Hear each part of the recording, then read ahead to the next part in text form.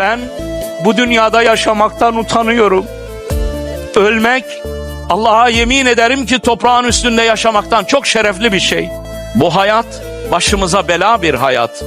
Bu hayatın sonu bize de bir şey söyleyecek, korkmayın. Evi yanan hep Razan olmayacak, göreceksiniz. Evi yanan hep Filistin olmayacak, göreceksiniz. Susun ey susanlar. Bir gün Allah adalet sahibidir. Sizin ülkenizi de, sizin evinizi de Allah yakar. Bu kadar mazlumun canı yanacak da, dünyada bu kadar Müslümanın canı yanacak da 58-60 tane Müslüman devlet susacak. Allah buna razı gelecek, öyle mi? İsterseniz gezin. Fesiru fil arz. Unzur keyfe kâne âgıbetül mükezzibîn. Yeryüzünü gezin ve dolaşın. Allah'ın hakikatlerini inkar edenlerin sonunun ne olduğuna bir bakın.